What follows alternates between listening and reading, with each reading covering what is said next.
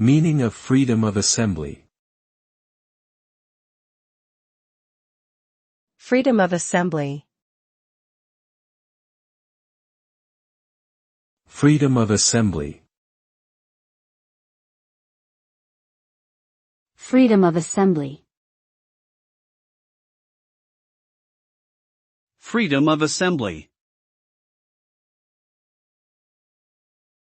Freedom of assembly is a fundamental human right that allows people to gather and express their ideas and opinions collectively without fear of repression or government interference.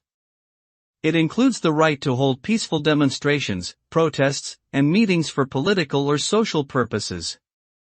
This right is enshrined in the Universal Declaration of Human Rights and many national constitutions around the world. Protecting freedom of assembly is crucial to promoting democracy, encouraging civic engagement, and ensuring that citizens can hold their governments accountable.